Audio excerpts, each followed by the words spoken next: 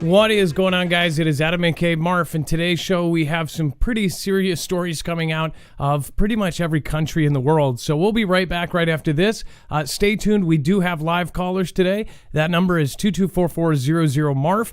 Again, this is going to be a wild one, so stick around.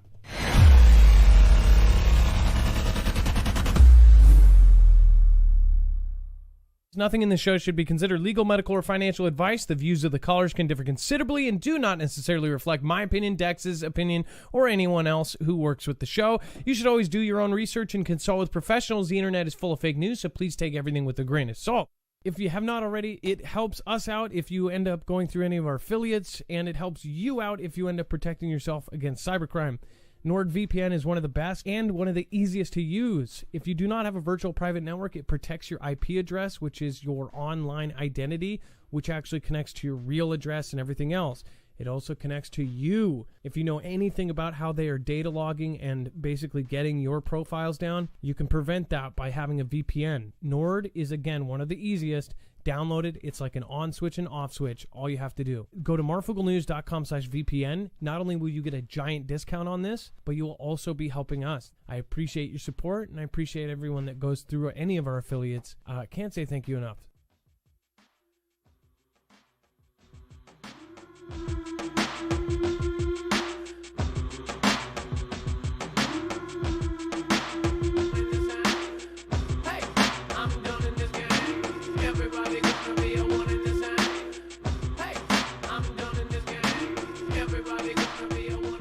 All right, what is going on, guys? It is Adam and Marf, and this is Marfoogle News.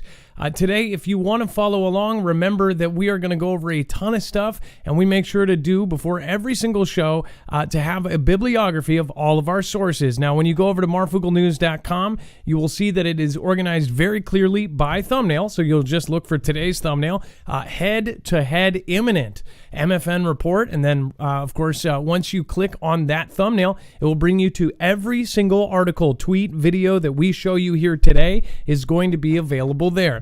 That way you know what our sources are, where we are getting our stories from, and again, you can actually follow along. That and you can grab a second device and you can go back retrospectively. If we don't cover the whole article, you can go back and check it for yourself.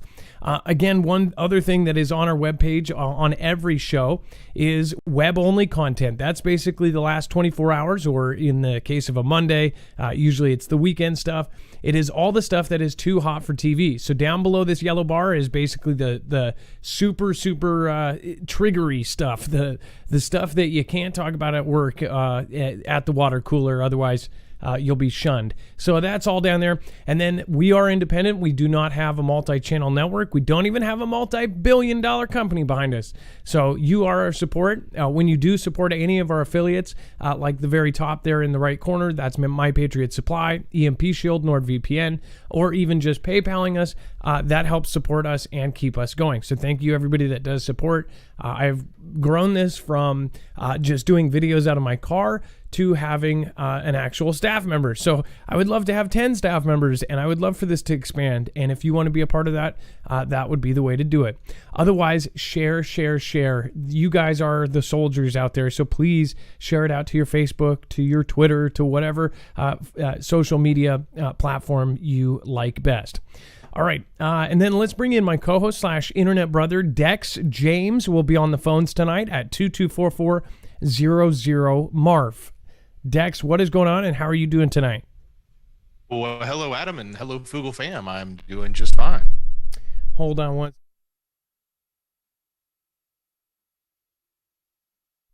Just had to move the mic. I didn't want you guys to be killed by the sounds there. Now, Dex will be on the phones when you call the number that's going to be scrolling down below. That is 2244-00-MARF. Otherwise, MARF stands for 6273. So that's 2244-00-6273. When you do that, you will get a phone tree. Make sure to press option 4, and you will actually get a live Dex James. All right, let's get right into the news. We have a lot of it. And we have several big stories here as far as a lot of things going on. If you haven't checked out the video that I did over on Marfoogle News, it was about the Kronos hack and how several cities, and we're actually hearing more and more about specifically police and healthcare workers and even firefighters are now not getting paid. And people go, well, oh, it's, these are these kind of jobs, they will get paid. It will just be late. Imagine not having a single paycheck especially if you're a paycheck to paycheck basis for an entire month, or say you get paid after the holidays. I'm pretty sure that doesn't matter what field they're in. Most people are living paycheck to paycheck right now. As far as not having that paycheck in the month of Christmas, that's pretty bad. Some say that they get paid at, every other week, or some get paid weekly, some get paid every other week. If you go at least, even just 1 week or 2 weeks without getting paid, that's bad. But if you go 2 cycles, that is bad. That's why they say, there's a saying that's most of us are only 1 paycheck away from homeless, right? So that is a huge thing. And as far as it hitting specifically hard on the police, that is pretty bad. Now, a lot of people go ahead. Yeah, I was going to add to it, Adam. A lot of people have said, hey, why can't they just write them a check? And what people don't necessarily realize is that all of the data that they need to actually pay somebody is what's in there. It's not like they necessarily have time cards and timesheets that they've written down on a piece of paper. Yep. So if they don't have the information, they don't know how to pay somebody. So it's not just writing a check. Sure, you can manually do it, and they'll probably have to do that. That's part of the delay. But going back and figuring out your payroll when you no longer have timesheets is kind of impossible. If you look at the comments, several people said that their company was doing old school, but they said that it was going to be delayed 3, 4, 5 days because they had to go through. In some places, they are so dependent on the system, they're not even able to. They would have to go through for 500-600 employees and go check cameras of when they came. One solution that I heard that one company did was just give everybody 40 hours and then work it out later. If they did 50 hours, they'll get extra next, when it gets back. If they did 20 hours, they'll still pay them for that. They just won't get paid the next time around or whatever. That was one solution. Others said that they were old school. They were going back to time cards and things like that. Kronos, obviously, the word Kronos, time, right? It I believe took care of a lot of that stuff. See, these companies that basically do everything under one umbrella, and that's bad though. The thing is most of these companies now have moved completely away from the old school, just on paper, and it totally screws them when something like this happens. But not only that, every piece of information that was in those accounts, everything that is needed to pay you, like your social security number and everything else, that is all now hacked, and now somebody has that information, or most likely does, right? So it was a big deal.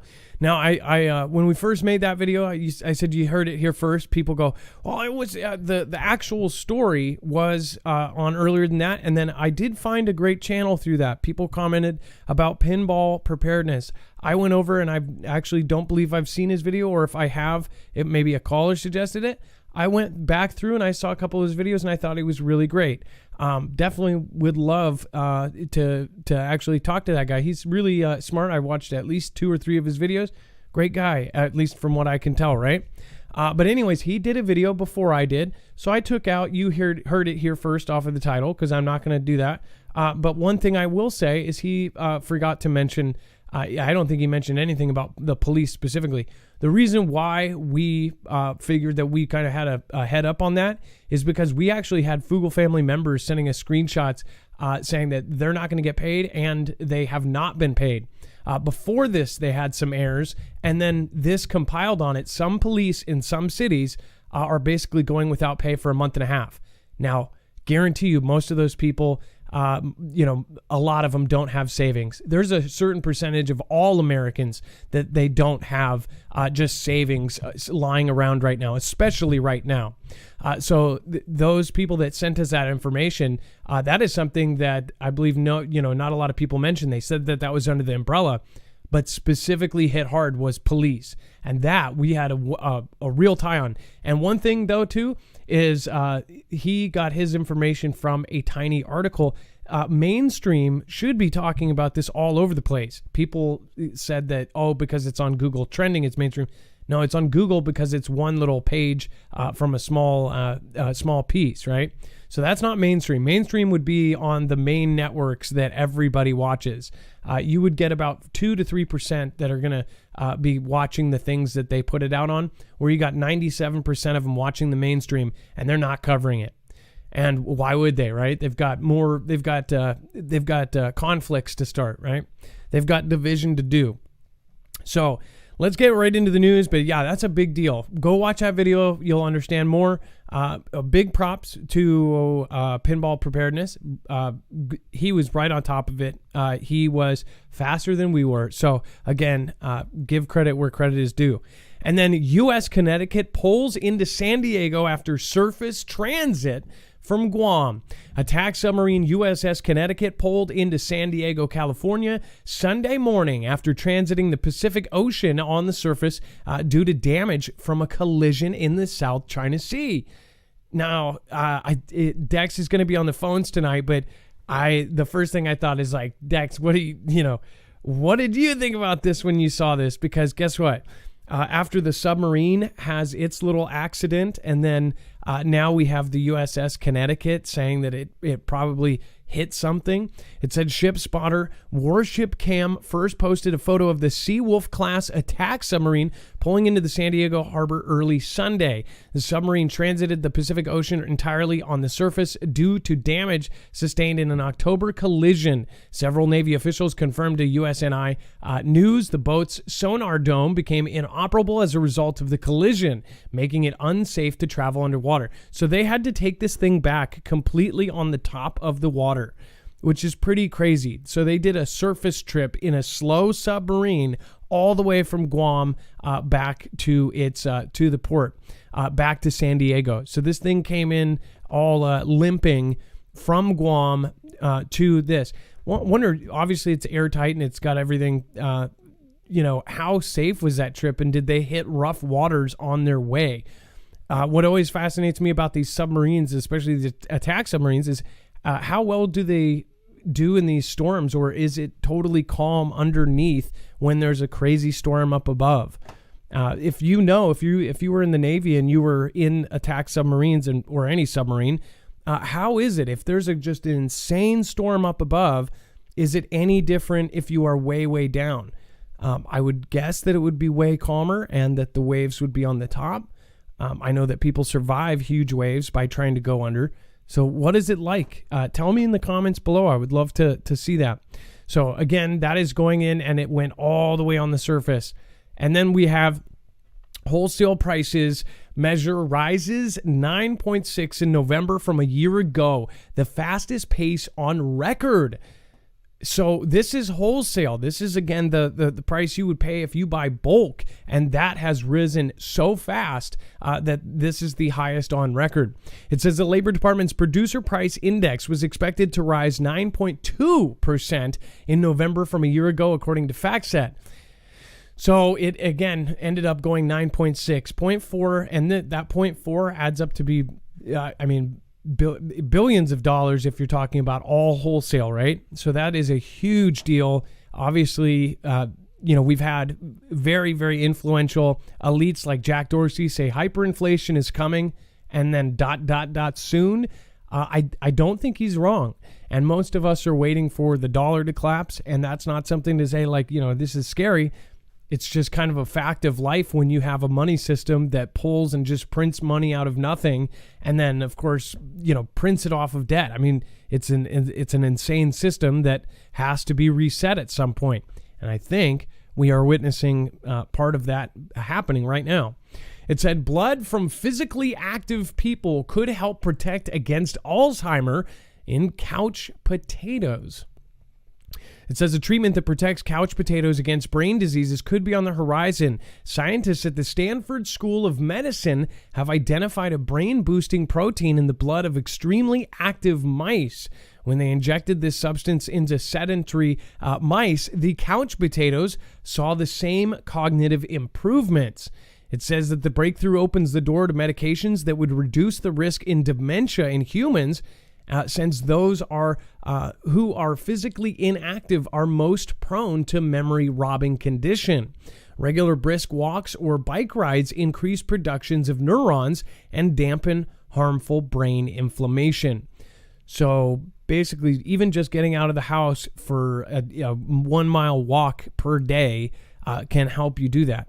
I know that my aunt and uncle are in their mid 70s. They look like they're in their 50s. They have gotten out and done a 5 mile walk, which actually, when you do it with them, it is not as bad as you would think. Especially when it's around a nice neighborhood, you're talking and walking, and it goes by really fast. They are completely healthy, and all their, I mean, you would never know that they're even in their 70s. So I think that walking is a big deal.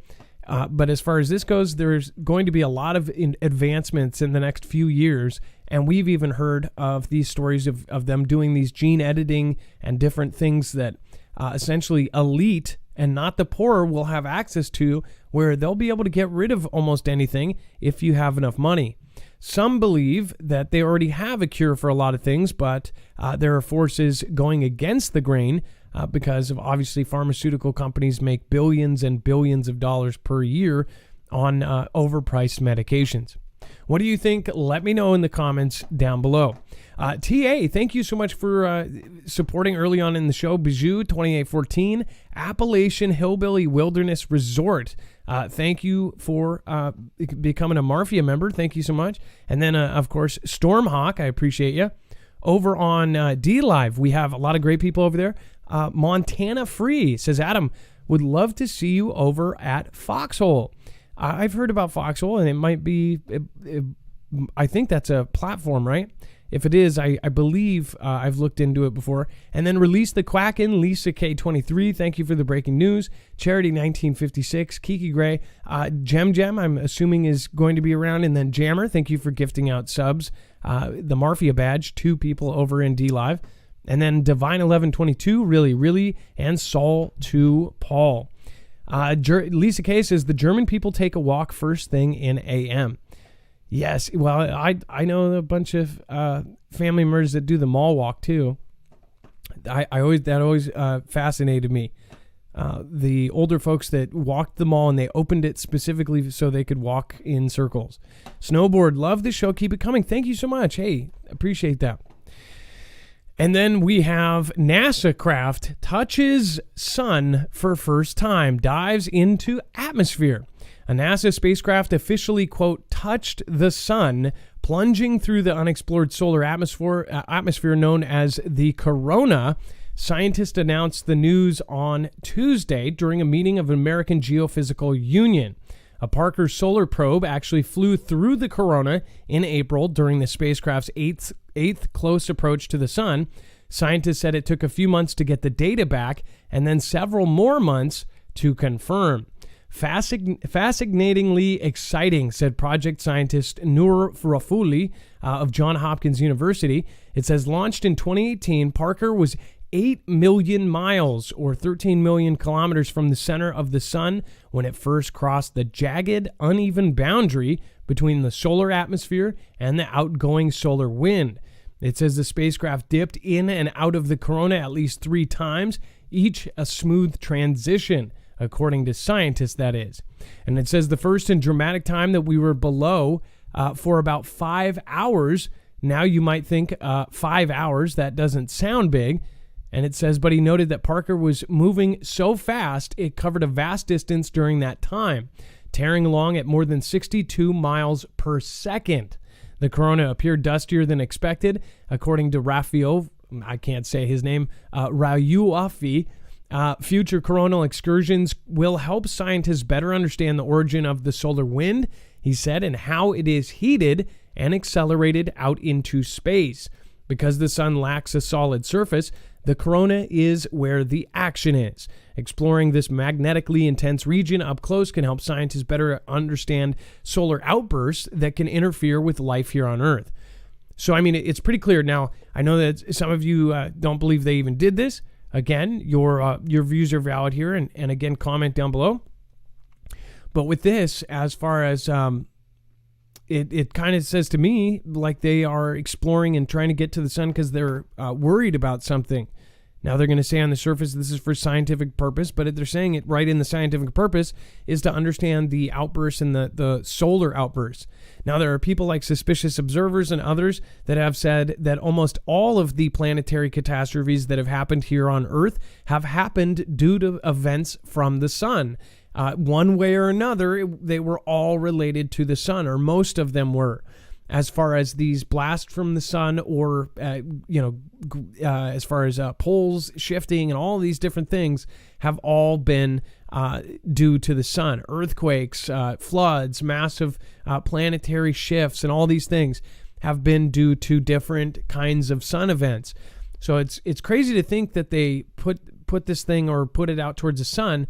One thing that makes me kind of go is like, how hot is the sun? How did they get this thing close enough?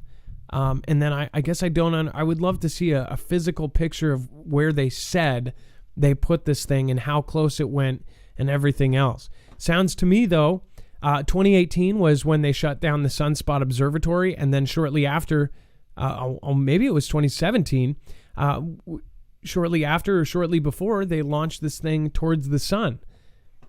Kind of odd timing. If you know the story of the Sunspot Observatory, if you don't, Google it. If you already know that story, then you would understand what I'm saying and kind of just wondering and asking out loud.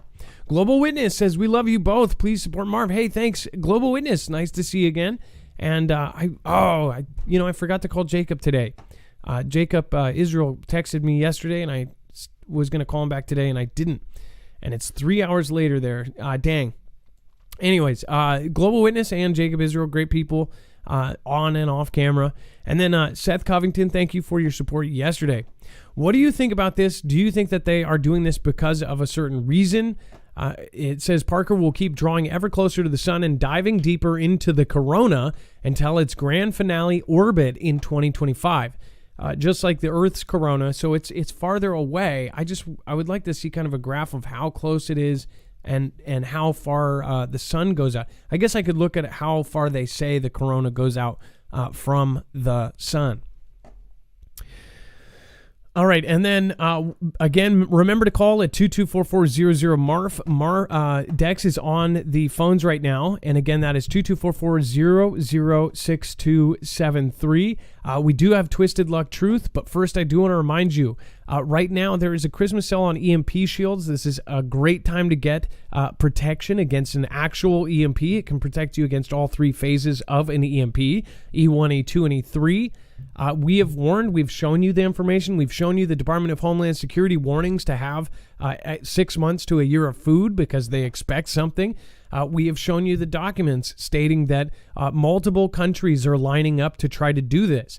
Some of them have even flew right around the world and could have done it, and we wouldn't have even known until after it happened. Again, you can protect your vehicle, you can protect your generator, you can protect your house. EMP Shield makes a device for all of these. Not only that, this is the same company that was not only mentioned in the DHS EMP resilience report, but they are also contracted with agencies like DOD, DHS, and of course the DEMSO team helping protect the Texas grid.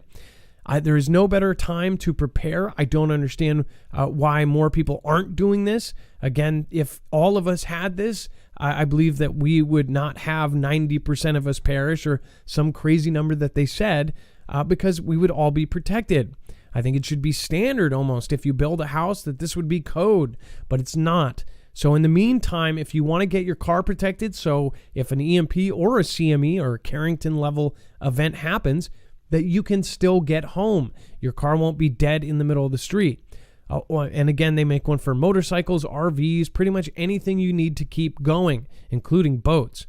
Go to marfuglenews.com/EMP, and not only will you get the $50 off that we are grandfathered in with, we've been with them before they got all these huge DOD and DHS contracts, but you will also get their $20 to $50 discount, depending on how many you get, for their Christmas sale. It always stacks. So again, there's no better time than yesterday to protect yourself against this. I don't know why people aren't actually, looking into this. If you are and you're already protected, then you are really ahead. Okay, and then Dex, let's bring on Twisted Luck Truth. And again, if you want to be the next caller, make sure to call in at 224400-MARF. Snowboard, thank you for the Ninja Genie. I appreciate that. And then Twisted Luck Truth is going to talk about purple lights, aka black lights on roads. What the heck? And then we have a video with it. Twisted Luck from Florida. What is going on? You're live. Hey, what's going on? It's still not Florida Marquee. How you doing? Yeah, that's funny.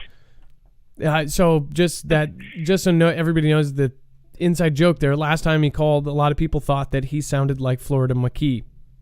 What is going on? Twisted Luck Truth, how are you doing? Hey, good. I'm doing all right. So this is something I'm surprised we're not seeing more of and hearing more of, but it has gripped my attention. So a few weeks back, I don't do a lot of traveling on the highway at night, and so I hadn't seen this. But someone asked me if I had seen the purple lights on the highway, and I said, no, what are you talking about? He said, yeah, there's a bunch of them. And there was a news story, which is why he said it to me. There was a local news story on the TV that said, how these purple lights, they are supposed to be white. They were installed, but they're not. They're purple, and it's a manufacturer's defect. It's a mistake.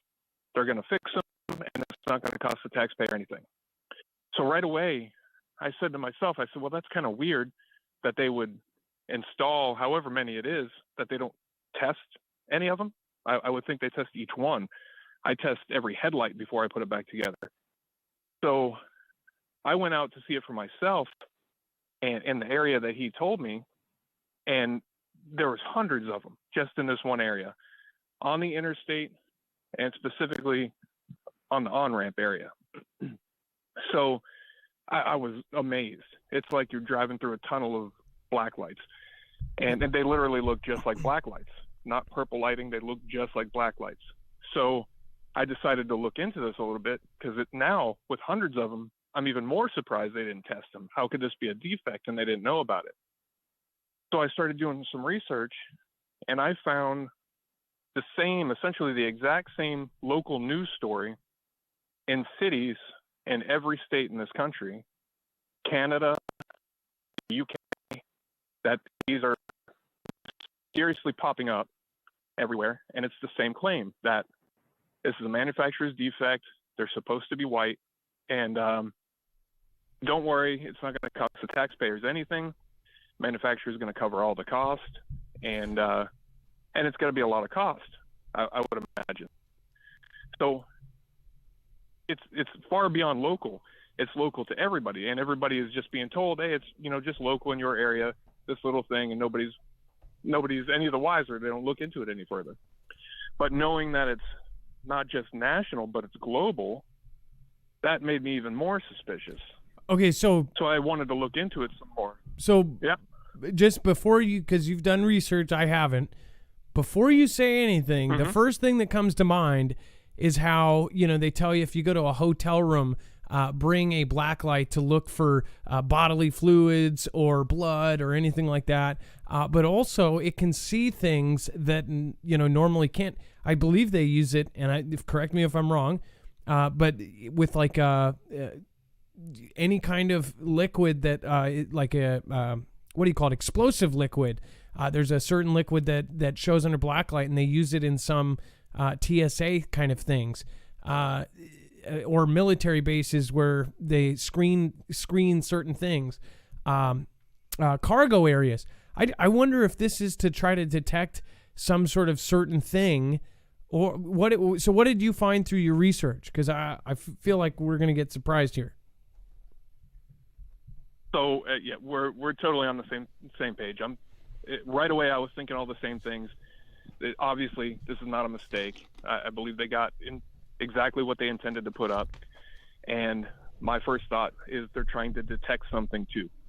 And like a biological. There's a lot of things that possibly there's several things that the black light or UV light could detect, like the things that you mentioned. And then there's things that we've heard and seen some evidence of that are within things that we can't talk about here, the Kool-Aid. Some people have made claims that there's glowing areas after doing something, and there's several potential things. So what I haven't found the exact intent. And I think they have whatever it is. I think they're to serve more than one purpose. Nuclear. But I've also noticed during the day, I went back out to look at some of these lights during the day, and I'm doing another video on this. I've done a couple videos on it, and I'm doing another one. I was going to do it tonight, but it's actually kind of windy here. I don't think I can get up there. But during the day, it looks like what appears to be a small antenna on the top of these purple lights. And I compared it to the other ones that are white, and I don't see it on the white ones.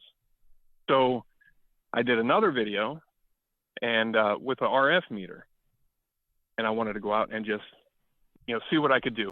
I'm 6'3", so I can reach up about 6 feet, and the readings were very high.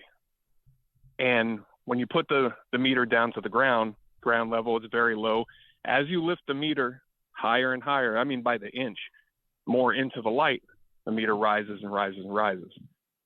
So one of the next things I'm doing is going up higher, getting that thing higher than 7 feet into the air to see what kind of reading I get, because it's at dangerous levels.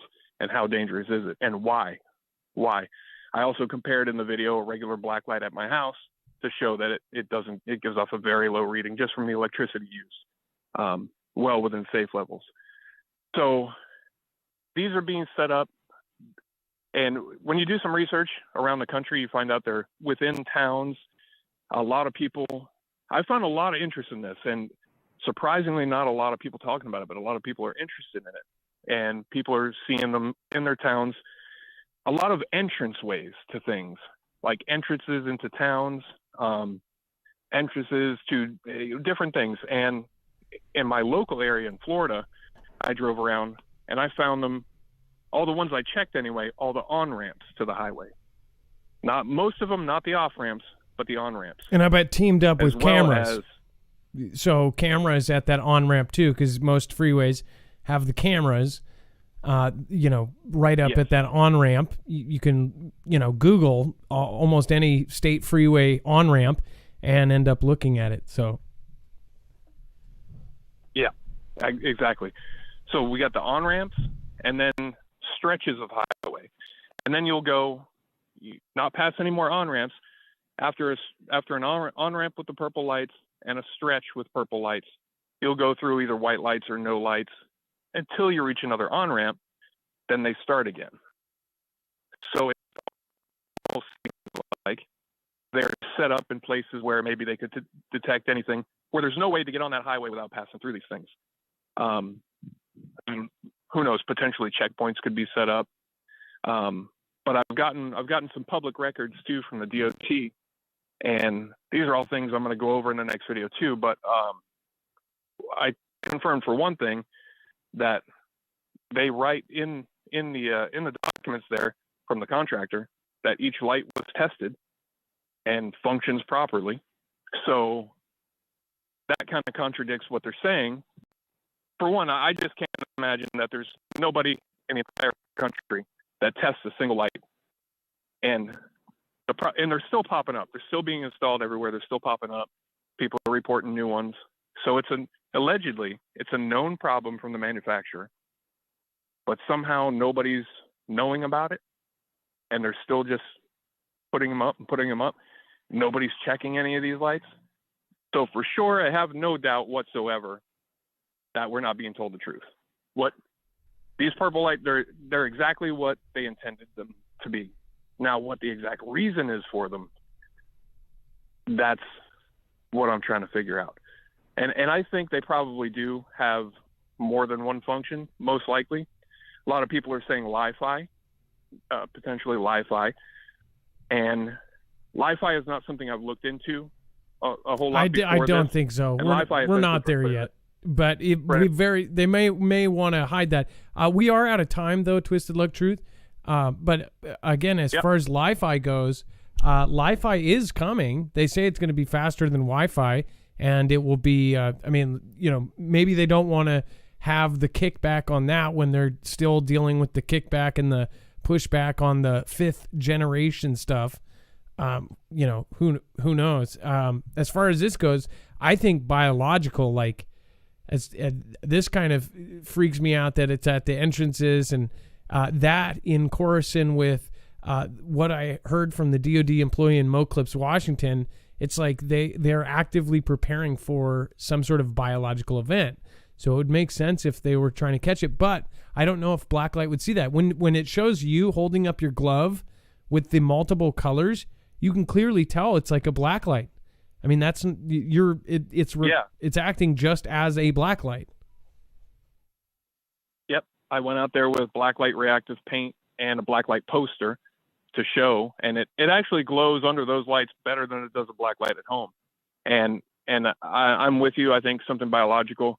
From the research I've done on Li-Fi, I don't think that's what it is. It's possible, or maybe Li-Fi is one of more than one uses, but I think it's something. I think it's there to detect something, and look around. You'll see them, and more people hearing this, they'll start seeing them. I mean, I found Washington articles from Washington in every other state in the country. So they're everywhere, and they're popping up more and more. I have not heard of this yet. But Bionic Bob in the chat said maybe it's to be easier on people's eyes. But then again, Bionic Bob, they wouldn't be telling people that this was a mistake. But yet, globally, it's getting put in as mistakes all over the place. It's very weird. A lot of the time, the government, it seems to me like they'll do something, they'll kind of fib, or they'll I guess omit things and see how people react, and because they don't want the pushback, or they'll slowly implement something. They'll just replace one at a time. Right. They'll see what the buzz is, and then see if they can get them all in. And then if they all replace and nobody has a big deal, then it's done. This is what they do on a big scale too with everything. I mean, they just step up one little bit at a time, and people don't have a problem with that. Just like kind of the analogy of like clear cutting the trees. Everybody in the neighborhood is going to get pissed off if you clear a whole beautiful area of trees. What they do is they'll clear all the trees, but leave like the few trees on the road line there until the very last day. And when you're driving by every day, they've been chopping trees for a year, but you see the same tree line, and then from a Tuesday to a Wednesday, all of a sudden you see 2 miles of cleared road, and you're like, how did they do this in one day? They didn't. They hid it until they just unveiled it. So crazy stuff. This is really good, Twisted. Puppy analogy I always use. You never see your own puppy growing up because you see it every day, but then a friend comes over that hasn't been there in a couple months, and holy crap, the puppy is huge. Right, yeah. Very, very gradual, so you don't notice. Exactly. And as far as the eyes, on your eyesight, there's also some research that these lights are actually harmful to the eyes. So there goes that too. But who knows? But I'm definitely digging more into this. It's definitely grasped my attention, and I want to find out as much as I can. So we're going to keep digging. Twisted, we're going to send people your way. Hopefully we can get you over to 4,000 tonight. Again, go over and check out Twisted Luck Truth. Again, I don't know. I think I am subscribed. I keep getting them unsubscribed from everybody, but I don't know what channel I'm under. I know I have at least news subscribed to you. But again, make sure to click the little bell that says all. If you don't click that all button, then you will not get notifications. That's what I do with every channel that I actually want to watch. Again, make sure to do that with mine if you do want to get my notifications. And then, of course, go check out Twisted Luck Truth.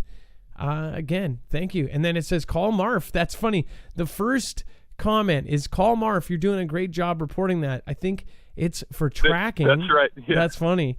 That's cool. Hey, well, thank you for calling, and appreciate Sunshine who said that. Yep. Yeah, thanks, Adam. I appreciate it, and I appreciate everybody, Foogle fam. Everybody's awesome, and thank you, man. Take care. All right. Hopefully, Twisted Luck Truth gets to 4,000 tonight. And by the way, we are on a big milestone on our other channel, and this channel's close to 170,000. Our other channel is at probably going to hit 200,000 in the next couple days. So I'm thinking of things to do. I'm not going to say anything yet, but just stay tuned to the main channel. Make sure to go over and subscribe to the main channel. I was thinking of a giveaway of some sort. 200,000 is a huge milestone. It's just a long time in the making. So thank you guys. We're at like 199.5 something. So it's very close, within a couple days. If not, though, sometimes you'll think it's just going to go and then it'll like slow down to a snail's pace. So again, try to get us over that 200,000 mark. You guys are our soldiers. Thank you for helping us, sharing our stuff. Share that video, especially. That's crazy stuff. Thank you, everybody, for getting us here on this channel and there on that channel. Snowboard again, A Free Elf. Glad to catch a live show. Always good content and lovely people. Love the show. M. Menching says they are there to track chips of the JA people. Basically tracking those the implants, right? Snowboard again. Thank you for the Ninja Guinea. Again, D-Live has had a lot of issues lately. I know that they're trying to fix things. I don't know what is actually going on, but I know that they say that they're working on it. So I appreciate those that have been patient over there on D-Live and continue to support the D-Live crew and the D-Live D-Love family over there. We've got basically two families. We've got D-Live family and YouTube family. And YouTube family was always our main base, but D-Live really was something special, especially where we were when we joined, where D-Live was, and I hope will be again. Just the community aspect of D-Live was really smart. They did a lot of things right. I believe that they have a hard time fighting against huge companies like the one we're on. So let's see here. Dex, I don't know if you want to say anything about this, but I want to dig into this because like this is freaky. I think Twisted Luck did an amazing job finding, digging about this, because I believe it will be something just like those towers in New York that we covered. That it was one tower at first, and we said we think those are going to be everywhere. Soon enough, they were. It's like what are they? They're these mysterious $1 million taxpayer-funded towers of cameras. They look like giant stoplights with facial recognition all over the place. It's like you see this stuff coming, and it slowly gets implemented, so people just don't even pay attention. What is this checking for? It is for... Well, you talk about the slow introduction of things. Even at a very, very micro level in my subdivision, they did this to us. Not with purple lights, but we had really nice street lights that had glass around them, and they were bright, but they were the old schools and they weren't LEDs. So they came in and slowly, as a bulb burned out, would replace them with LEDs. But they didn't replace them with an LED bulb. They basically took all the glass out and shoved this LED panel up in it that looks, when you look at it during the daytime, corny. It looks stupid. It's horrible, but it's, of course it's got, I guess, bright enough light. And nobody liked it, but they just slowly started doing it. And over time, now all of our, street lights have changed out, and they're ugly, and nobody likes them. But, what did we do? We didn't do anything. We couldn't do anything. Instead of a beautiful classic, kind of like in Pioneer Square, they have these beautiful kind of old school lights. I believe they've replaced those with LED and stuff. LED is a good thing, but as far as like they have LEDs that are made to look like old school lights, they just cost a little bit more. Yeah, they could have certainly put in LED panels that went around and left the glass in. They just chose not to. They're like, nah, we're just going to throw a flat panel in there and everybody will just deal with it. But yeah, they slowly did it to us. I don't know what's going to happen with those LEDs. They're definitely not purple, but this whole notion of these purple lights is kind of interesting. I have not seen them where I'm at, but I'm going to have my eyes open when I'm on the road at night looking for them. By the way, just a 5-minute update. About 200 of you went over to Twisted Luck Truth already. We'll refresh this by the end of the show too. It looks like he's going to hit 4,000 already, probably in the next few minutes. This is how the Foogle Fam love mobs worked. Basically, everybody would go over and if there was something cool or interesting, if a creator did something really good like this, a lot of people would go over. And this was really smart, and this is really freaky. And I think it will be bigger news than many many know now. Who knows? Maybe it's just a big mistake, a big global mistake. Simply Pony, thank you so much. I appreciate you. Ariel the Wrestling Mermaid. Tell Mike Penna, love him. We are huge fans. Mike Penna, love you. I am huge fans of me, I think. I don't know. Ariel, thank you. And again, thanks. I think that's 2 days in a row. Global Witness TA, thank you so much. And everyone else that is supporting, again, there was a few that went over to PayPal after last night's show. I just want to say thank you, and thank you. Francis F., thank you, and all of yours. Dex's, mods, and hard work coming from all of the mods. Love and light. Mrs. Universe, or Mr. Universe, says, just want to say thanks to Dex and the mods and you, Adam, for making the channel possible. Well, thank you, Mr. Universe. And again, I know that Dex and the mods, thank you as well. Dawn B, Joanna H, Karen W, Sam H. Thank you, Sam H, for your support of the channel. Thank you for supporting independent. Without people like you, this show really wouldn't run, especially with the last year and how every single subject has now become controversial. Deborah W, Carla K, Kimberly W, nobody wins in conflict. Pray for all sides. If China goes to conflict, the grief at home will be overwhelming. One child, and there are Christians in all lands. They are my family. Brenda L, Survival Living, Cheryl W, Amanda B, Kelly R. That is the last week's supporters, and then the week before that, West of the West, thank you for the $1, or West of the West, thank you for the $7. Please check your email. I wanted to shout out during my Xmas album release on DLive Wednesday at 11 a.m. I think I can make that. That would be really cool. And then Richard M and Bayberry's Antique Dolls, thank you. And then Camilla A, thank you for going above and beyond. Appreciate you guys. Thank you from the bottom of our hearts. It really is a lot of the people that go above and beyond that honestly keep this thing going. So thank you. There was a time last year where I actually was about to go get a full-time job and cut this down to once a week. So and it's just like, it seems like something always magically happens. The algorithm took a weird turn and all of a sudden was doing better, and more of our videos were going green instead of red. It was just, and then now it's happened again, but it's like it's always balanced out. I have, I've talked about this before.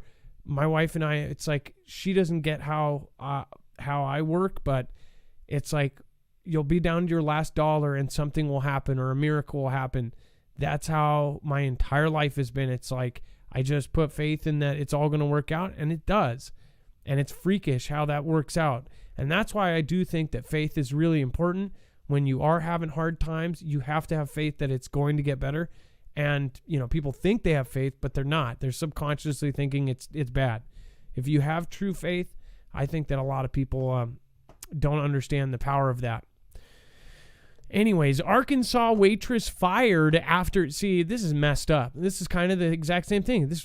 I don't know what the whole story is on, what situation this waitress was in, but it said that this Arkansas waitress was fired after customer leaves a generous $4,000 tip. It says an Arkansas waitress was fired after receiving a $4,400 tip, which her manager made her split with other staffers, according to reports. The generous gratuity came on December 6th when Ryan Brandt and another server worked a party of more than 40 at an oven and tap in Bentonville. It says each diner had chipped in $100 in tip money, believing the total would go to both servers. It says we knew servers really hit hard through COVID, and it says it was something that we had come up with to help give back. Grant Wise, who dined in at the eatery following a conference in town. It says, but the restaurant's manager instructed Brandt to pool the tip with her coworkers who didn't serve the large party. In an arrangement she told Fox 59 was unprecedented in her more than 3 years working there. I was told that I was going to be giving my cash over to my shift manager and I would be taking home 20%, Brandt told the network. when Wise, who owns a real estate company called Whitley, found out he demanded the restaurant return the tip money, then turned over $2,200 directly to Brandt. Brandt was canned the next day. They fired me from the Oven and Tap over the phone, and I've been there for 3.5 years. And that was really heartbreaking, Brandt told CBS 5, especially because I didn't think I did anything wrong. So, by the way, I wonder if they're going to hire her back because of social platforms. They're just going to hit this place hard. What do you think about this? Now, I have been a server. My wife has been a server. My wife spent several years as a server, so we always tip 25% because it is something that we lived off of, and we went many years living off of our tips. So we understand the breadth of it. I even kind of did a short video on how Gen Z, the next generation, this new generation of kids don't tip. They either don't tip or they tip big. And it's super rare that they do tip big, but they don't tip at all. Now, tipping is something that is I don't know why there's even a debate. I think that if you go to a bar per se, I would not go to a bar, especially even in my early 20s, where like I wanted to go drink a few beers every day after work. Even when I was drinking a lot in my 20s, partying and doing all that, I would not go to a bar unless I had enough, not only for the bar, there was cheap bar days, where there's like $2 Paps or $1 Paps or something. I wouldn't go there unless I had like $3. Even if it was $1 beer, I would have $2 tip because $2, something like that, or $1 tip. I would not go into an establishment if I didn't have enough for the tip as well. I wouldn't go to a cheap beer day and then not have the money for tip.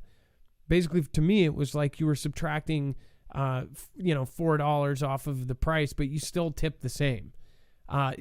That's my thoughts. What are your thoughts?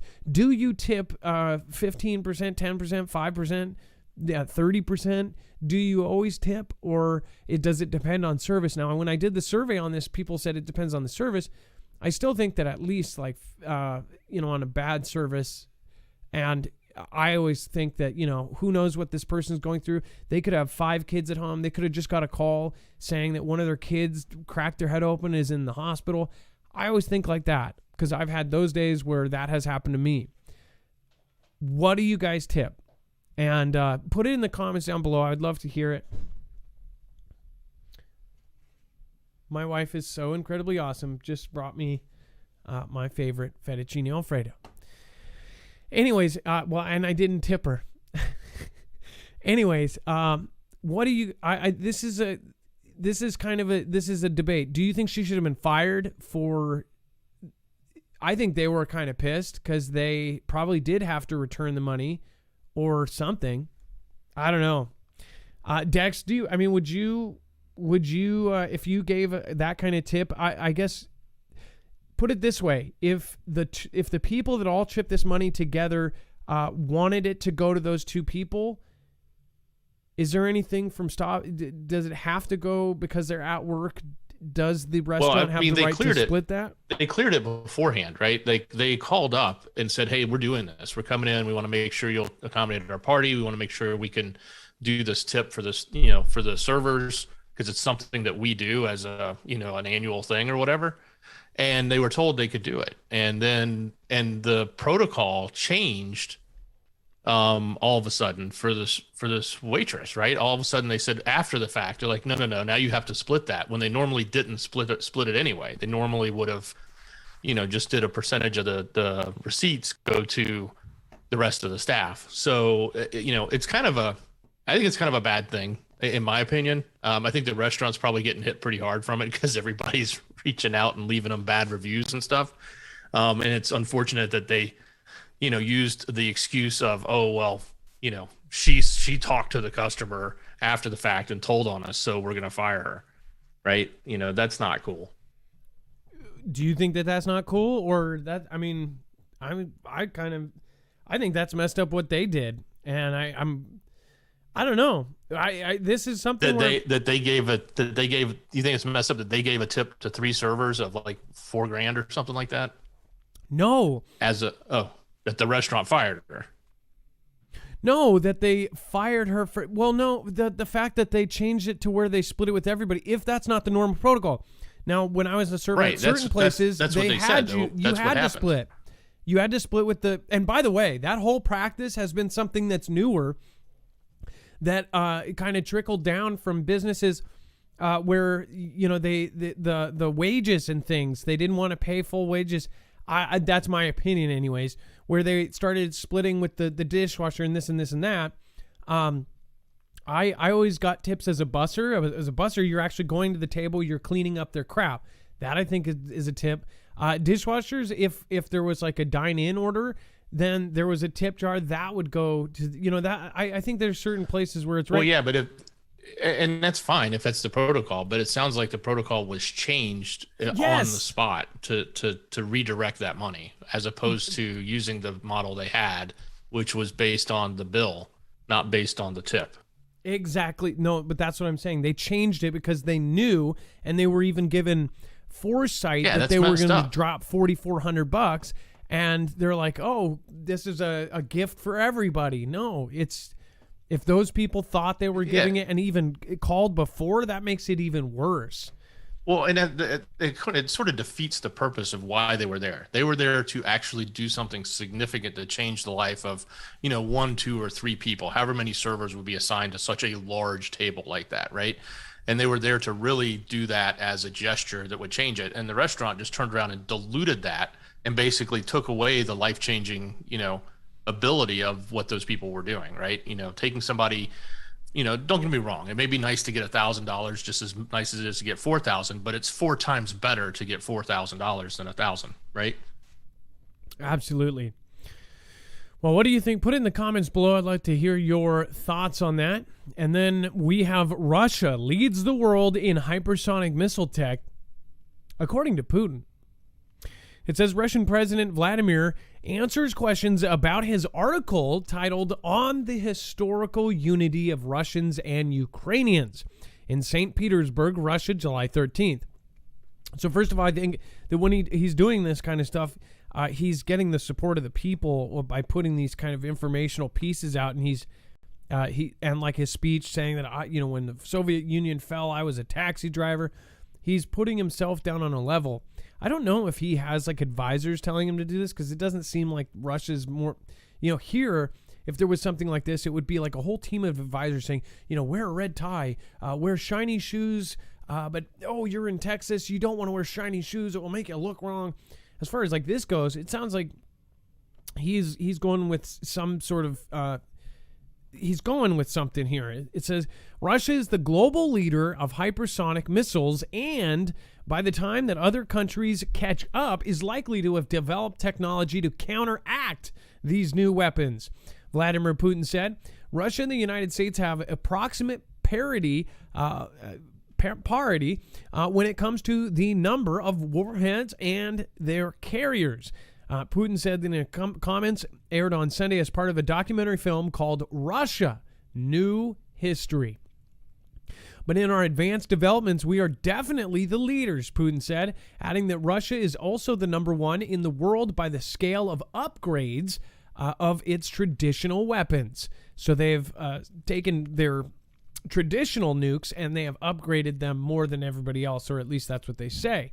So the president said that in the future, other world powers would possess similar hypersonic weapon technology. When they get this weapon, it is highly likely will have means to fight this weapon. Putin said last month that tests of Russia's Zircon hypersonic cruise missile are nearing completion, and deliveries to the Navy will begin in 2022. Some Western experts have questioned how advanced Russia's new generation of weapon is, while recognizing that the combination of speed, maneuverability, and altitude of hypersonic missiles makes it difficult to track and intercept. They travel at more than 5 times the speed of sound in the upper atmosphere, about 6,200 kilometers per hour, or almost 4,000 miles per hour. And it says this is slower than an intercontinental ballistic missile, but the shape of a hypersonic glide vehicle allows it to maneuver towards a target or away from defenses. It says Moscow military spending is much lower than that of Washington. Russia channeled $62 billion on military expenditures in 2020 versus $778 billion spent by the United States, according to the World Bank data. U.S. Air Force Secretary Frank Kendall told last month that the United States and China were engaged in an arms race to develop the most lethal hypersonic weapons. In October, the top U.S. military officer, General Mark Snitchy Milley, confirmed a Chinese hypersonic weapons test that military experts say appears to show Beijing's pursuit of an Earth-orbiting system designed to evade American missile defenses. Putin spoke about Russia's military power in the same documentary film, where, of course, he lamented the collapse of the Soviet Union 3 decades ago as a demise of what he called historical Russia. Yeah, that's pretty bad. And as far as if he is right, that he says he is, I think by nature a lot of people don't believe that Russia is ahead.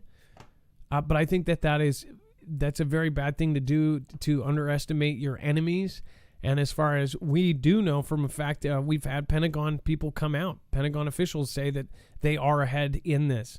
So I'm guessing they do have some real intel on that. But we'll see. And then, of course, we have Russia war fears explode as EU chief warns of imminent attack from Putin.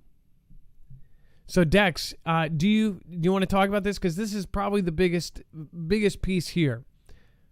They're talking about an imminent event.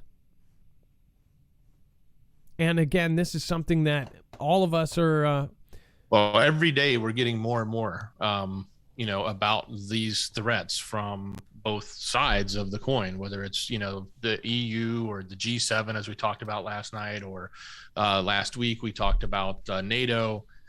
We've talked about the leadership of Ukraine and what their leaders were saying.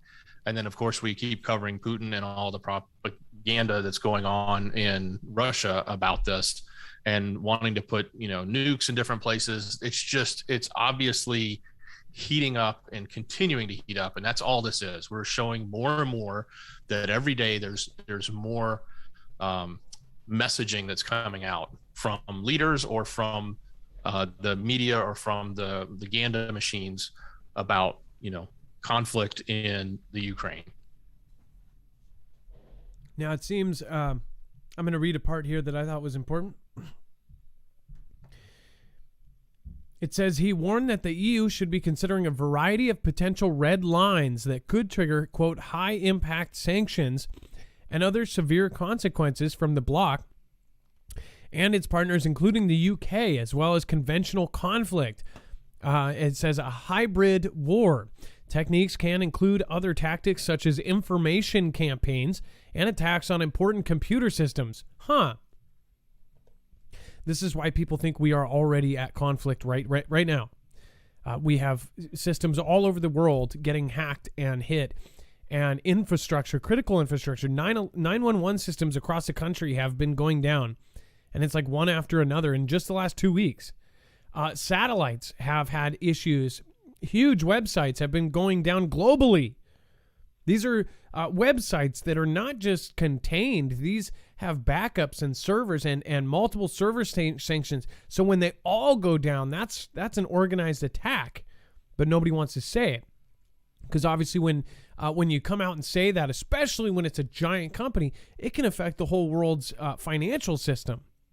So they try to hide these things. There is a monetary reason why they hide a lot of these attacks. They don't want people to think that, we're in the beginning of a conflict. We're already in the cyber warfare part of this. And many people see that. I mean, like the weird events like that RV that blew up right in front of an information technology center that had extremely critical intelligence information inside that building. And it just so happens it blows up and they give warning to make sure that no humans are around when it goes off. I mean, like, come on, just weird stuff. And then it says, this comes ahead of the Eastern Partnership Summit taking place in Brussels this Wednesday. The summit will see the leaders of Ukraine, Moldova, Georgia, Armenia, Azerbaijan, and it says that they will meet. Discussions are likely to be dominated by the buildup of Russian military on the border with Ukraine. What I think is weird, too, is nobody's covering China and Taiwan. I've been looking outside the country, and they are focused on it because they're I'm almost thinking, like, look at your right hand here while the left hand punches you in the face.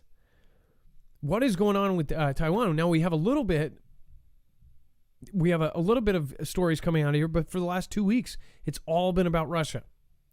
So we are focused on grabbing whatever we can as far as Taiwan as well, because it's not on the front burner. It's very weird.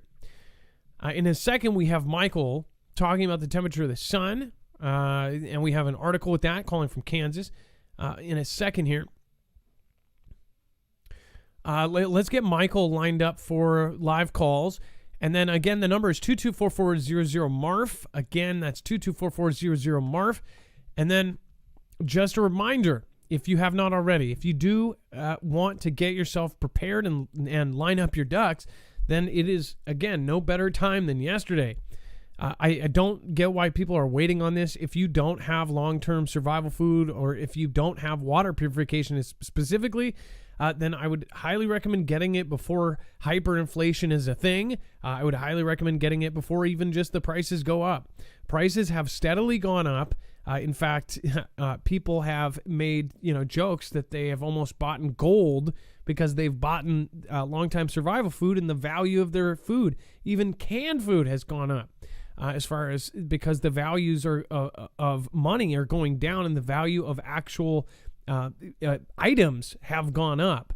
So I hope that people understand that you need to have this. If you're not going to go through a company through like this, make sure to be doing whatever you can to get extra food bank, whatever you have to do to have extra supplies. Something like what just happened in the Midwest could happen to a town where has never had a tornado. That's at least what they're telling us. They're telling us that there's going to be tornadoes in the West Coast now because of the change happening to Earth. And who knows? They may be right. That's why I say, you're never going to be told beforehand that there's going to be an earthquake. You're never going to get a heads up, 2 days in advance. Hey, go get some food. You're going to have a tornado rip off your house. So I don't get why people, wait until after something's broken to fix it.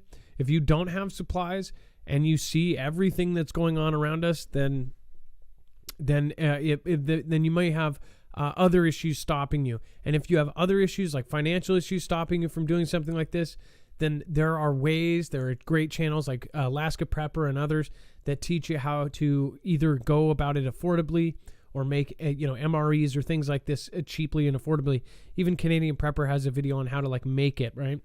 So make sure to go check it out, marfooglenews.com/prep. That not only helps us, but it gives you a discount on a 3-month long-term survival food package. You can actually get $100 off right now when you use our code. Again, that's marfooglenews.com/prep. And let's get Michael on the phone, and then we'll talk about the PLA drills near Taiwan. Michael, what is going on? Not much.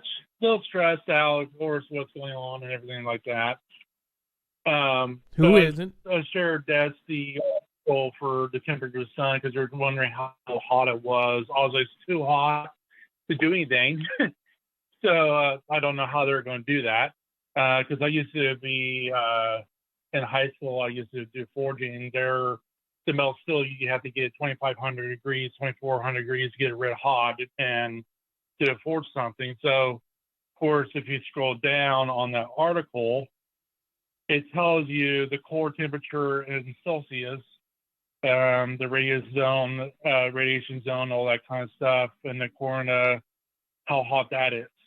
So there's that would melt any kind of steel whatsoever, even if you got near it. So I don't know how they can say they're going to send something out there and say, hey, we're going to see the core for the first time. You can't do that, Nothing will survive it. No, I agree. I don't understand that as well. I'm trying to get It's the. kind of like I saw it. By the way, Dex, can you redo the link that you put in Screener? I might have added something to it on accident. It might pull up. Yeah, Let's see. Hyper at. Yeah, what is the temperature of the sun by Hyperaxion? No, I got it. Never mind. So out of this, what would you recommend? If you scroll down. Do you have me on a TV just to make sure to turn off the TV in the background because I can hear a relay. No, I had it on speakerphone, so that's probably why. Oh, okay. Yeah, it's getting feedback and it's doing everything I say backwards. Sorry. Oh, no problem. So tell the Foogle family members what you pulled out of this article that we're actually going to link this on our website as well. Okay, on this article, I found out, like I said, the temperature of the sun, the temperature of the core, all the kind of heebie-jeebies of it. But it's divided into 2 layers. Each layer has a different temperature. The sun is hotter at its core and cooler at its outer layers. The core is about 139,000 kilometers or 86,307 miles of the sun's radius. This is the central region of the star and therefore the most massive and hottest area. The conditions are so extreme that nuclear reactions take place.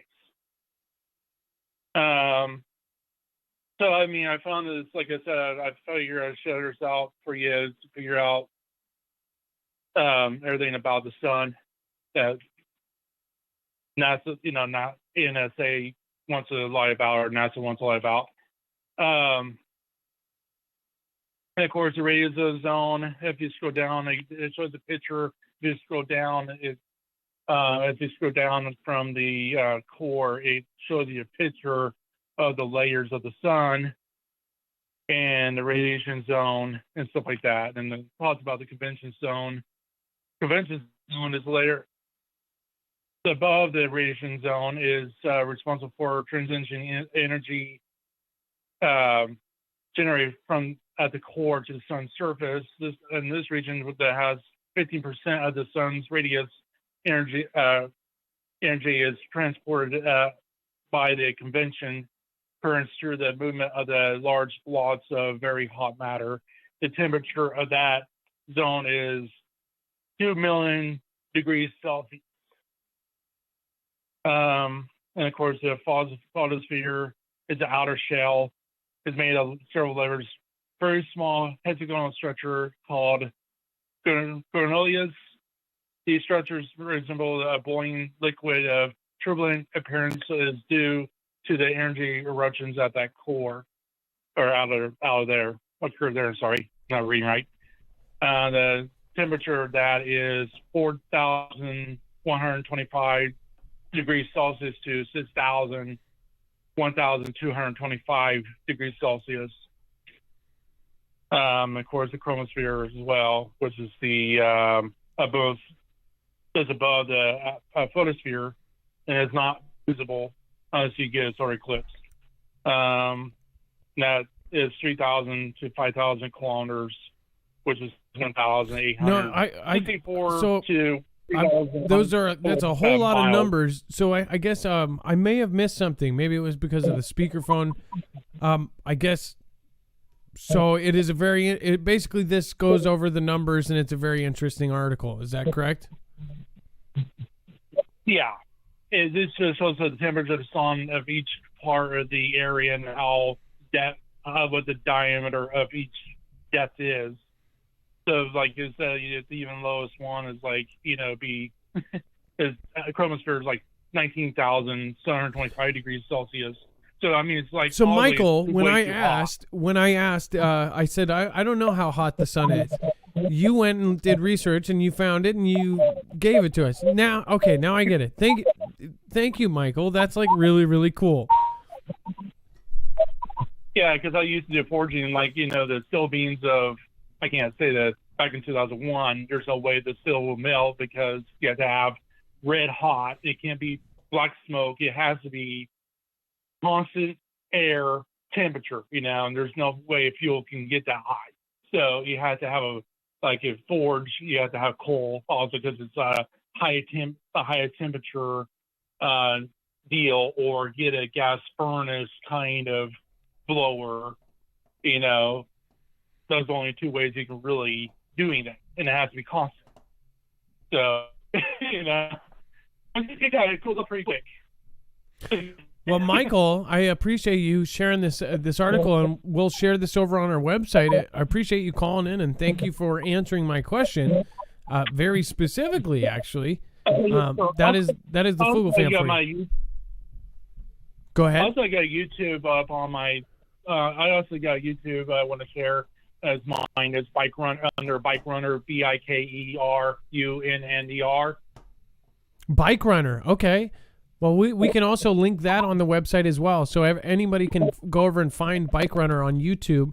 But on our marfooglenews.com, we always put the links to all the channels.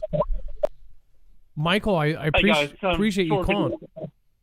I got short clips of my bunny rabbits as well as my Jewish harp, or my Jew harp that I was trying to show that I could play on there. That is awesome. Well, Michael, I just found your channel, Bike Runner Breaking News. There is now a child. Oh, yeah. So I will go check it out, and then again, we will link it. It's gonna be one to both. Okay. All right. Well, thank you for calling in, Michael. I appreciate you. All right. Thank you. All right. You have a great day. Bye-bye. I'm actually surprised you got Bike Runner. That's you would think that would be I mean, he's the first one that pops up. Well, no, I'm sorry. He's the second. The other one has 1,000 subscribers. Bike Runner. I mean, that's actually a pretty good name. I mean, it's easy to remember. I think that people that's an important part of the channel. Mine was Marfoogle Watutu something news, and it's like nobody could remember that. Even Marfoogle, people still have a hard time. I thought it was easy. Google Marfoogle. I mean, I thought, but unless you say Oogle, right, people can't spell it right. I know all of you guys do. All right, now let me go over here. I did want to say thank you to Jeff P. Says that the Delta variant and the Omicron variant have the same letters as media control. Jeff P., I was actually trying to look at it just now, trying to what do you call that, where you can mix up the letters and turn it into something else? Yeah, I think you're totally right. That's kind of funny. Joseph Newhouse working on a video about yesterday's show. Let's see here. Philadelphia news with the new Moonfall video that you posted on and the Moon Hut. And then I would love to check that out. That Moonfall video, now they're giving you the first 5 minutes. And it shows a tornado on the moon. But it also shows this image that looks like a muamua. That's what I thought, and somebody did catch that. That was interesting. And then Unique Genetics says, trying to get through on the phone, multiple important data points. You'll be glad to hear, calling from 404 Dex. If you get in, you get in. Again, you cannot super chat to get in. So that, unfortunately, there was one more line open when you did that, so I hope you did get in. And then Reality Flow, that's just the rules, because we don't pick people that we can't pick it because of that. But if you don't get in, we would still like to get that in, and we can probably get you in tomorrow if we can figure that out. And if it's important, then we will get it on the show. Jeff P., again, thank you. Reality Flow. Ariel the Wrestling Mermaid, thank you for the unicorn super sticker. Ed Brown, thank you for, again, the super sticker of the, that's pretty funny. Catherine Wilson and Global Witness says, brother, whoa, Global, you didn't have to do that, dude. I hope that was a mistake. Brother, I give as freely given. You are giving to us, so we give freely. All should say this, or AE this. Hey, Global, thank you. You don't have to do that, and you can totally back that or return that or whatever. That's a huge, did a $99 super chat. Global Witness is a huge channel. If you haven't, check him out if you haven't already. But you didn't have to do that, man. Thank you. Again, I will return the favor. Sheila Amos, warning, I'll just give it right back. Warning, prepare for 2012 major disasters. A little late on that, Sheila Amos. Kells says, I've noticed some new additions to major highway streetlights.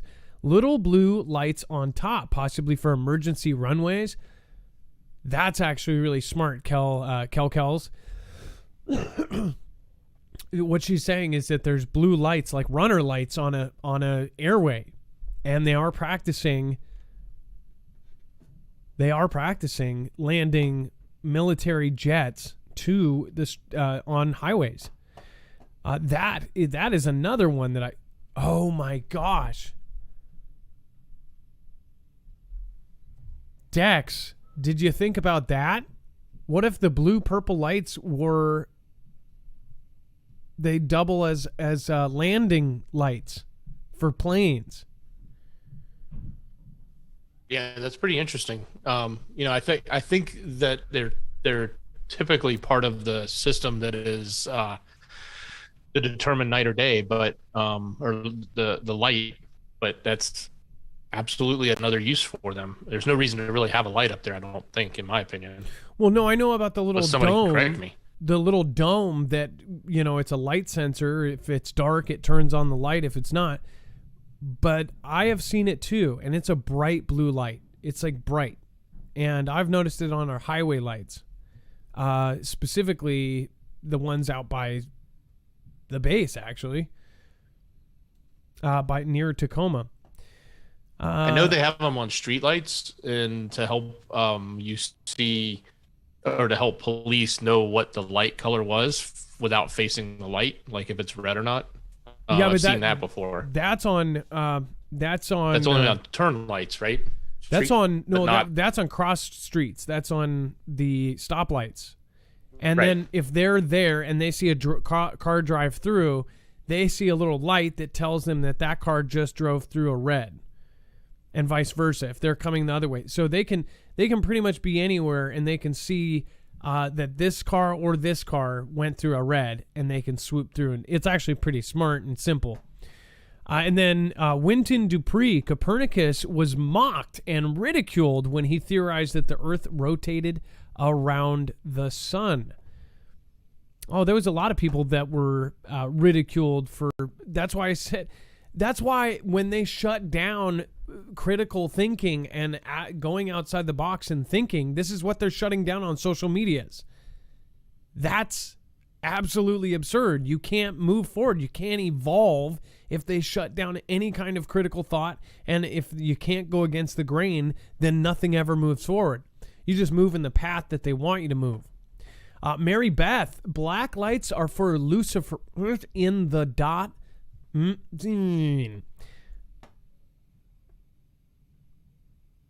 So they would know who has it, or would it show up, or would it change your skin a different color? That's a trip. Something. Or would it just mark them?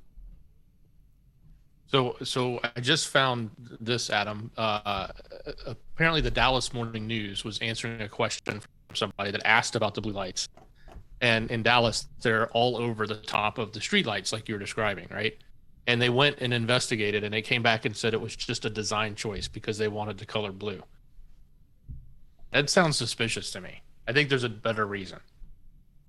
Yeah, I think we need to keep digging and keep watching that, because something's going on there. Stephanie Montgomery, again, thank you, and because East Tennessee Preparedness, thanks Adam for your hard work. Adam and Dex for your hard work. Simply Pony, Harrow Marf, and Dex, Foogle Fam, and awesome Merry Christmas and a Happy New Year. Simply Pony, SB, thank you for your massive support with a crazy super sticker. Stormhawk and Gone Girl 777. Thank you last show for popping in. And then TA, I appreciate you as well. Catherine Hope, thank you. Frankie Rios, what's going on with Wiki? I would like to pose that question. Who was Michael Hastings and what did he know? Good question. Wages World, thanks for stopping by again. I made sure to talk about what you said the other day. It says, just some perspective that might help. Most comets never hit the surface of the sun. The solar wind destroys them way before they can hit. Oh, okay. And then, because, yeah, they're... That makes sense because they're ice, right? Yeah, because they would melt before they would ever... Or they're partially ice, right? And then, Laura Sidwell, thank you.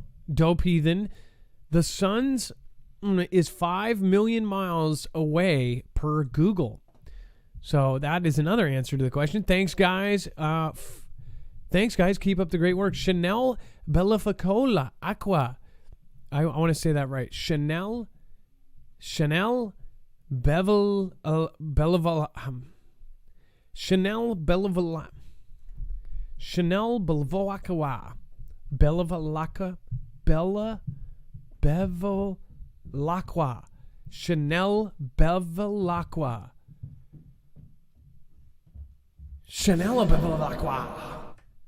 Mary Beth, Black Lights, thanks again, Mike Pina, and then everybody else that has supported over on DLive. Thank you guys. So moving on, we have PLA drills near Taiwan may turn into a full-scale attack. Island's Defense Ministry warns. How is this happening at the same time? You don't think that this is organized, that they're going to take both at the same exact time? To me, it seems pretty clear and pretty easy. Easy to see, but... And if you think this is the distraction, well, what are you paying most attention to? You're paying attention to what is going on, what restrictions you'll be focused on, or maybe this is the distraction, so then they can just lock us all down, right? Mainland China may stage a surprise attack on Taiwan by turning its joint drills close to the self-ruled island into full-scale combat operations. That is at least what the Defense Ministry in Taipei has warned. Such a move would be in keeping with Beijing's goal to invade by 2025, according to a ministry report submitted by Taiwanese legislature.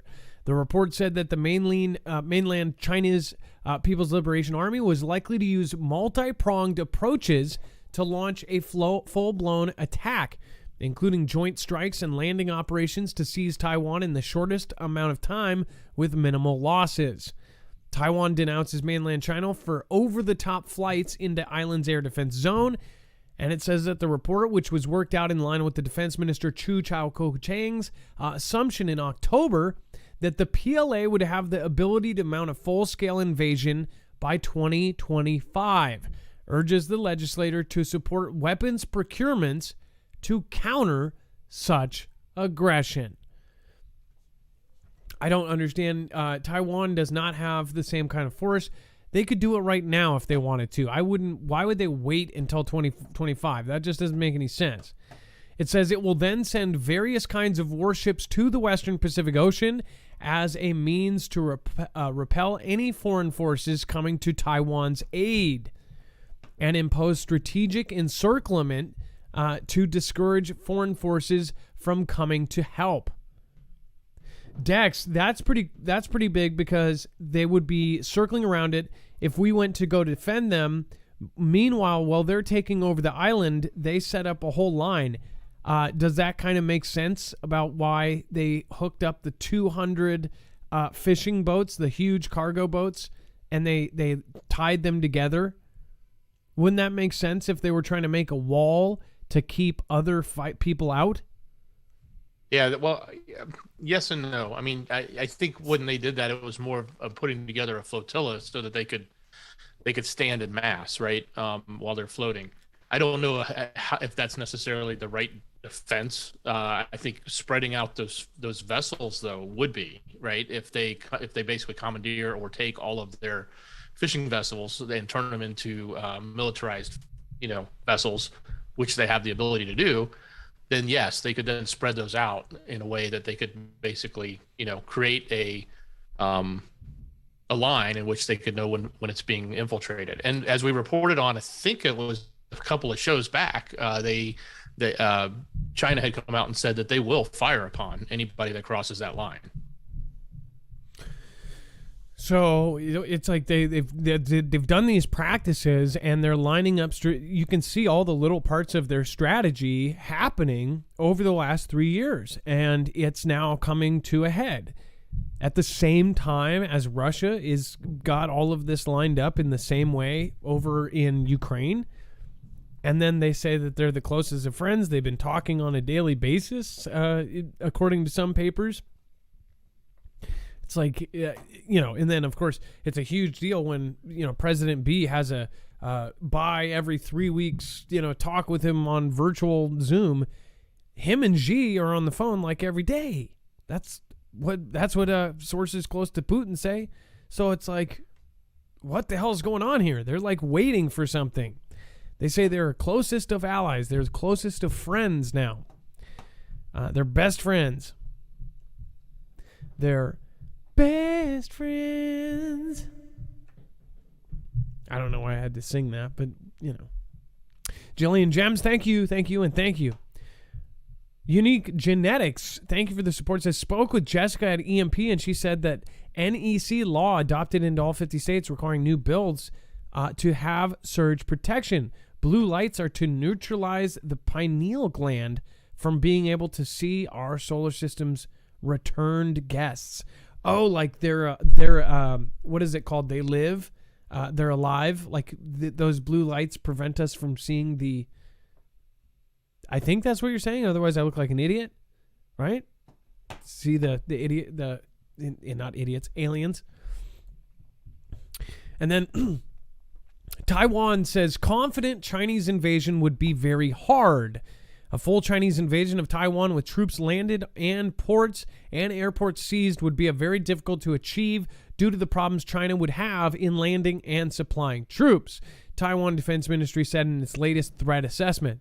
Tensions between Taipei and Beijing, which claims that the democratically ruled island as its own territory, have risen in the past 2 years as China steps up military activities near Taiwan to pressure it to accept Chinese rule. In a report to lawmakers, Taiwan's Ministry of Defense said China's transport capacity was at present limited. It would not be able to land all of its forces in one go and would have to rely on a non-standard roll-on, roll-off ships that would need to use port facilities and transport aircraft that would need airports. However, the nation's military strongly defends ports and airports, and they will not be easy to occupy in a short time. Landing operations will face extremely high risks, the ministry said in its report, a copy of which was reviewed by owners. China's logistics face challenges too, as any landing forces would need to be resupplied with weapons, food, and medicines across the Taiwan Strait that separate the two.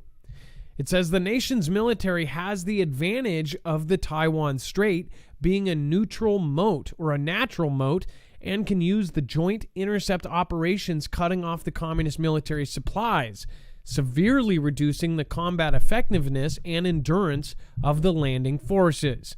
China would also need to keep some of its forces in the reserve to prevent any foreign forces joining in to help Taiwan and keep close watch on other fractious areas of China's border, like with India and in the South China Sea, the ministry said. U.S. and Japanese military bases are close to Taiwan, and any Chinese attack would necessarily be closely monitored. Plus, it would need reserve forces to prevent foreign military intervention. So this really this highlights a lot of the reason why this takes so long to get ready. People have been saying for years, like, oh, you're saying war is coming for years. That's because this is how long a world takes. They're planning all of this out. They are drilling for it. They are doing everything they need. Think about planning a party for, planning a work party. Think about all the stuff that goes into planning a wedding. This is world domination we're talking about. And they're on serious levels with some of the smartest people in the world on all sides. Well, I love his confidence, but you wouldn't expect the defense minister to come out and say anything other than, standing strong, right? Yeah. But ultimately, we've seen and heard other things with China, and I don't necessarily buy it that I don't disagree in the sense it's going to be difficult, but I also don't think it's so difficult that they can just stand on their own and handle it. I think, they're going to require allies to defend them, or they're going to get rolled over. As much as this defense minister wants to stand up and say, oh, we can do this, we can do that. Well, Unfortunately, I still think China has numbers in their, on their side. well, they're saying to get people in, they'll have to land on the airport, but they're protecting the airports. It's like, with what? With anti-air? Like, they're going to come in and bomb those, and if they take out a couple jets, the third or fourth or fifth, or they could come in with that whole fleet of Russian drones. They have F-16 drones. These are full-size jets that have been turned Russian older jets that can be, suicide bombers. They would just go in and do the first business, and then afterwards they would bring in the people or the big. And then what about parachuting? They don't need an airport for that. Yeah, I think it's a game of chicken. I think what's going to happen is China's going to take one of the small islands that belongs to Taiwan. They're going to roll in and hit that first, and then they're going to wait. And they're going to wait and see, because that time will tell whether anybody's actually going to come to their defense. And if nobody does come to their defense, then I think it becomes a political game. At that point, it becomes a negotiation where China just tells Taiwan, it's inevitable. We're coming in, and we can, do it the hard way, or we can pay off all you political people and get you what you want, which people cave to money. So I think that something like that will happen. The question has to stand is when they hit one of those islands and walk off the ships onto the island, is, Japan, U.S., Australia, or anyone else going to actually come to the aid and do something to prevent that at that exact moment? Because once they take a position, then it escalates significantly there from that point on. I think they'll practice and they'll do a bluff where they line up all the boats first and make it look like they're taking Taiwan, and try to see, because they haven't tested the blockade of foreign forces, because that's going to be a big part of it, is keeping other people out, keeping all of the other countries' navies out, and somehow making that line of ships, whether it be a line or basically a perimeter around the island. The encirclement he talks about, it sounds like every strategy I've seen has to include that. So I think we'll see that, even if it's not the real attack before the real one, we'll see the whole lines again like that, but with different boats and more, and trying to encircle it. They already circled, by the way. I'm talking on a massive scale. They've already circled the island, by the way. They've tested out a lot of this stuff. And, so Dex, do you remember that they circled the island with the fishing boats? Those fishing boats are militarized, so they already practiced some of the encirclement. That, you remember the picture we showed of the LED lights shining in the distance? Like, people that were on Taiwan, that was China, right? Yeah, and that was one of the smaller islands, probably the closest one to China. It's in the furthest one from the mainland of Thailand. Yeah, of Taiwan, right? And so I think that's probably goes to my point. If they're going to take one, they just have to start with one and put their foot on it, and then see what the world does. And that will answer the next day will solve everything. If the world comes to a conflict, then it's going to turn into a conflict, and if they don't, then they're just going to walk right through. Well, we're watching, and we'll see what happens here. Chinese hackers have already been exploiting the fully weaponized Log4Shell software vulnerability. This is what we talked about the other day. It says Chinese hackers are exploiting fully weaponized software vulnerability, which is causing mayhem on the web and poses a threat to internet-connected devices worldwide. It says Chinese hackers are already exploiting a fully weaponized software vulnerability, which is causing mayhem on the web, with experts warning it poses a global threat. The vulnerability comes from the Apache's Log4j, a popular open source library that helps software developers track changes in applications that they build. Experts say that Log4 shell flaw is the biggest threat in history of modern computing, and with countries issuing critical warnings over the vulnerability that allows criminals to steal personal data and plant malicious software or hijack card details. The Apache Log4j remote code execution vulnerability is the single biggest, most critical vulnerability of the last decade, said Amit Yoran, chief executive of network security firm Tenable and founder of the U.S. Computer Emergency Readiness Team. So he is part of that team that responds when all the crap goes down. It says Juan Andres Guerrero Saade, principal threat researcher with cybersecurity firm SentinelOne, called it, quote, one of those nightmare vulnerabilities that there's pretty much no way to prepare for. Guerrero says that his firm has already seen Chinese hacking groups moving to take advantage of the vulnerability. U.S. cybersecurity firms Mandiant and CrowdStrike also said they found sophisticated hacking groups leveraging the bug to breach targets. Mandiant described those hackers as Chinese government actors in an email to Reuters news agency. It says the flaw is considered so serious because the affected software is used in a wide range of devices that use Java software. It is so popular and embedded across many companies' programs that security executives expect widespread abuse. Online services used by millions, including Netflix, Amazon, Uber, LinkedIn, and cloud-based services such as Apple, iCloud, Android OS, Google Documents, and more, are all understood to be under threat from this bug. So this is huge. I mean, we talked about this before anybody. I'm not saying we broke it. We didn't break it. But we talked about this Friday when it was on a few places. People were just starting to talk about it. And we said, look, this is going to be big. It's going to come out. Everybody's going to be talking about it because they just found the vulnerability. And then, 2 weeks later, they made the patch. But in that 2-week period, everybody started to find ways to start leveraging the vulnerability. And now what we're hearing is obviously state actors, in this case, China, is exploiting it in a weaponized fashion. So this is a big deal. And when we say this vulnerability is everywhere, it's not like somebody created this back door. This is just a bug or a bad code that was just out there and nobody knew about it until somebody found it. Once they found it, everybody knows about it. They published it, and it's used in everything. It's used the easiest way to explain this is it's used in just about all computer systems out there that have anything to do with the web.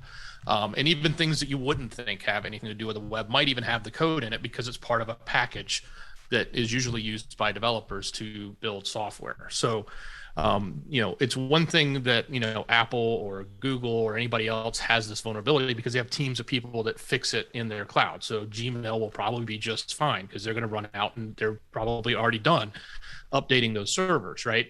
The thing is it's on your computer or it's on something that you may have, or it could be on an Internet of Things, an IoT device or something, right? That is running somewhere else that you have to actually update the software on that to get that update and hope that they get that patch. So there's a lot going on this. And by the way, this is a great segue to our next caller, Wildflower, who is working on deploying these patches and has some information on it as well.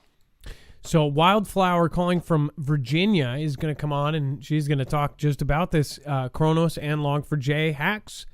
Let's get Wildflower. And we've got some information to go along with this.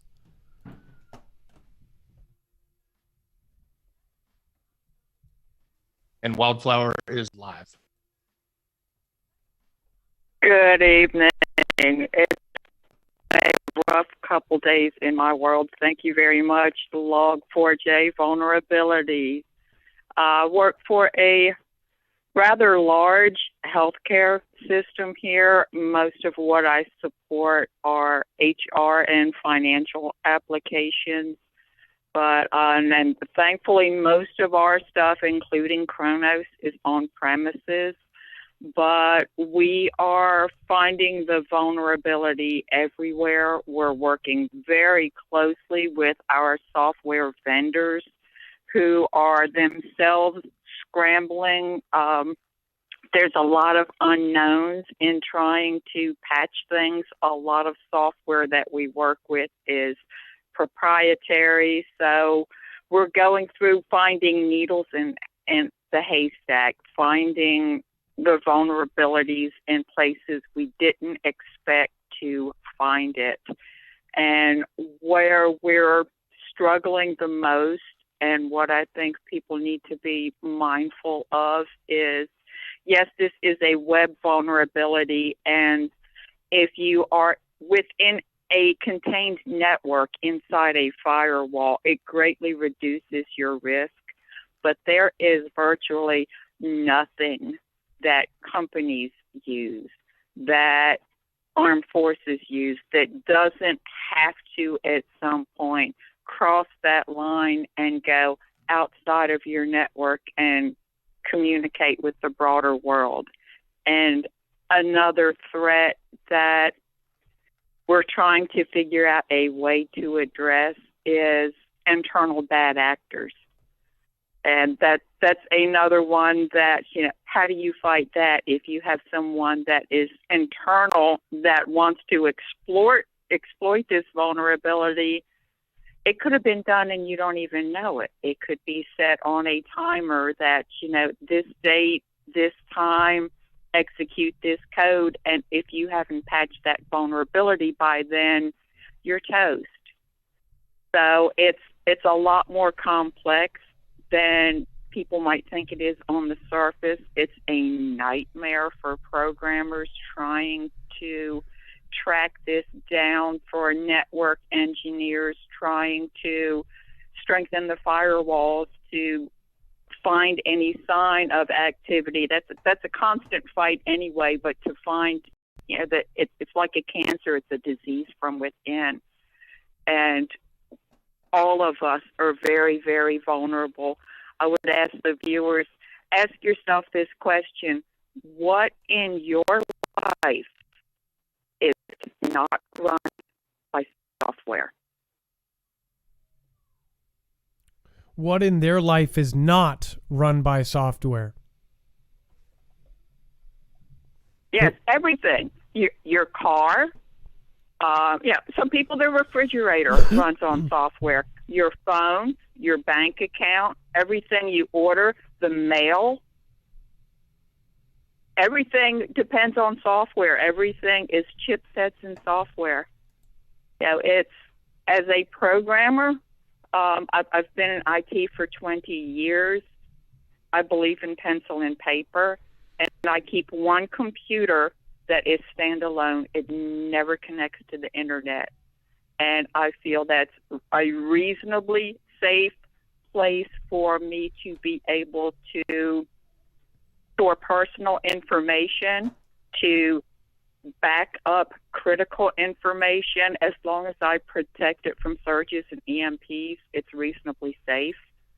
But there's a lot that people need to think about, especially with all of the threats that are popping off.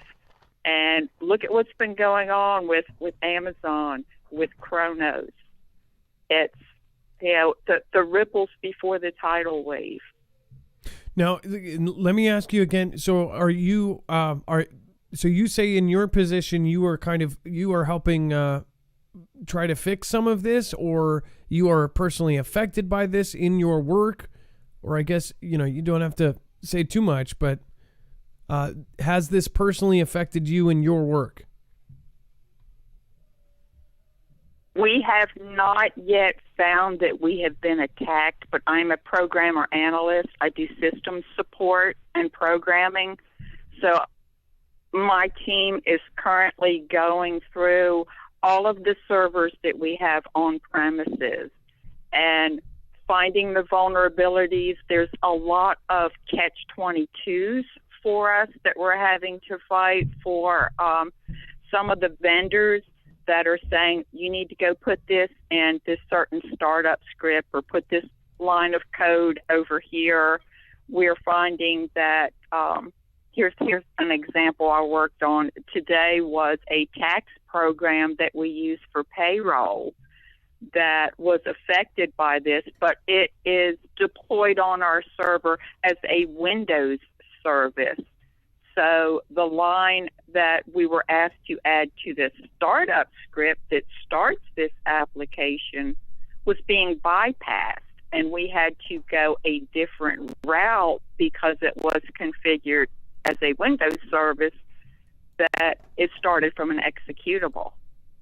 So it's those little gotchas that you have to find and address and be very, very thorough in the research. And then when you have applications that are interconnected and those applications actually talk to each other, because our tax program and our actual payroll program are two different programs. They have to talk to each other. So, if one is infected, it could very easily affect the other.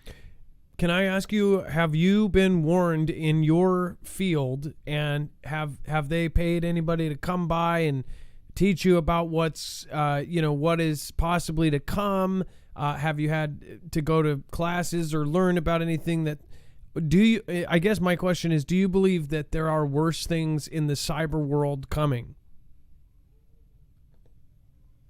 Absolutely. My company actually, once every 6 months, we do a drill where it's a disaster recovery, where we actually have a separate network where we say, okay, this drill is our entire building is gone, or we got hit with some kind of massive wave from space, whatever, but our normal data center is toast. It's gone. We need to recover from scratch. So we go through that exercise twice a year because we realize, especially healthcare organizations tend to get hit really hard by hackers. There's always somebody banging on our door. We've had some problems in the past with people who got into our payroll system and were trying to reroute direct deposit payments, that type of thing. So we are constantly training, testing, backup, then back up your backups.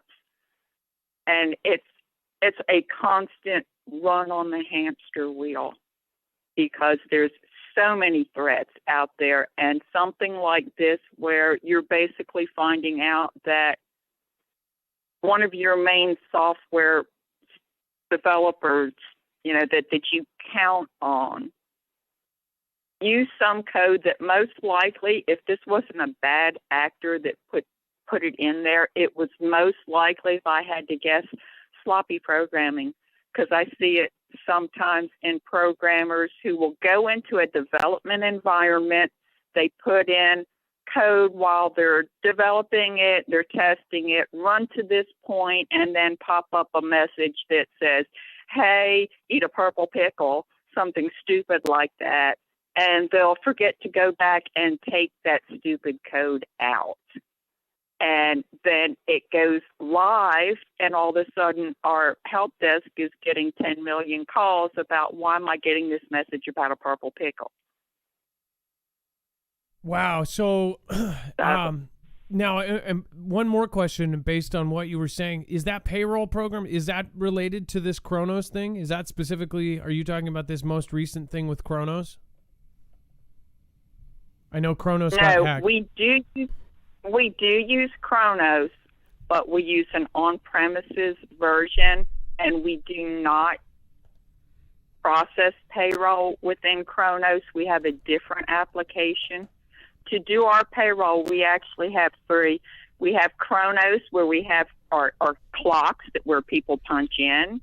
And by the way, if anybody's thinking about trying to cheat a little bit, if you're on paper and pencil for Kronos right now, those clocks will continue to store punches on the clocks themselves until they can talk to the Kronos server. Then it will do a data collection. So just warning, don't try to game on the paper and pencil. You will get caught. Wow. But our chrono system, people clock in. On the server, it's set, every X number of minutes, go collect the data from the clocks. At the end of the payroll period, we gather all of that punch data, gets sent to a different company's software that we use to process the actual payroll.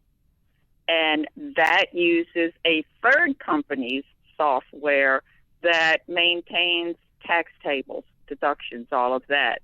So we have three things that feed into our payroll before it's actually processed and sent out for the ACH transactions for the direct deposit. So it's really complicated. There's a lot of pieces that come together, and everything needs to be able to talk to each other. And then when we go to connect to those outside agencies that we're doing government reporting for taxes, we're doing the direct deposits, things have to go outside of our firewall. We need to be able to get those acknowledgments back.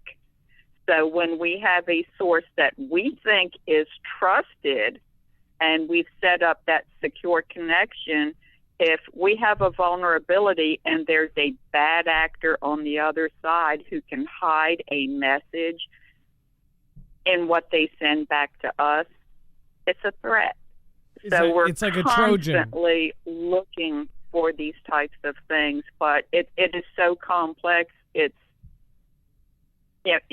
hard even to write code, to find code sometimes. Now let me ask you one more question. As far as you seeing this Log4j vulnerability, what is the worst case scenario that could happen from this that you have thought about? Worst case is they could actually wipe your system. And do you which think would that mean go in and you're basically sitting there with a dead machine. And what kind of systems do you think they could wipe? So do you think they could wipe infrastructure of government infrastructure? Yes, all depending on how tight the security is. That's another aspect of it, is if someone was to exploit this vulnerability that had what's called root access on the server, where they basically have administrative rights, they can go in and do whatever they want to on that server. They could execute code that says, go in and start just deleting files. And when they delete the files that actually make the system run, you're done for. Which is why we have the type of drills we have where, okay, it's a complete, everything's gone. What are we going to do if we have to start over again from scratch? So we have mirror copies, images of all of our servers. We have spare machines in a separate building across town where we can recover to the point of where the last backup was, and all of our network equipment, everything could be affected by this. Software runs machines. Software runs the network. It's all software. And most software these days use web application servers, so they're vulnerable to Java. Wow. So Adam, we're running up on the flip. We got. Sorry, this is a great caller. So we are running out of time, but I just want to say, can we save your number? Just as can I personally save your number? Sounds like you're a wealth of knowledge on this. What was that? Sure, Miss? Absolutely. Talk to you anytime. Okay, well, by the way, thank you. And you are another, just a piece of evidence as far as the broad amount and spectrum of different kind of people that watch the show.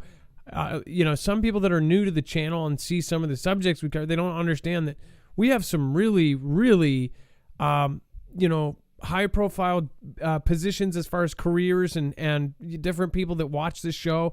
I mean, it's all walks of life that are, looking at this and seeing the same thing that, you are. I mean, it's really common sense stuff. So I appreciate you calling in and thank you for thank you for breaking some of that down for us. So I appreciate you and thank you for calling in tonight. Okay. Well, thank you, and everyone watching, please back yourself up and back up your data because it's vulnerable. So be careful. All right. Well, thank you so much. You have a wonderful night, Wildflower. Bye-bye. That was Wildflower calling from Virginia. Wow. Oh, that's what. Okay. Yeah, that makes a whole lot of sense. Yeah. So you never know who, again, there's a lot of, the emails I've received and the people that I've talked to, I'm like, you watch my show? It's wild. Especially some of the people that it's like, and they're passionate about it too. They're like, I'm a Foogle fan member. And I'm like, I can't even believe I'm talking to you. Like, I'm like starstruck and they're like, oh, I'm a big fan. And I'm like, that's just weird. I'm a normal person. And I'm like talking to somebody that I'm like, holy crap, I can't believe I'm talking to you. So there is a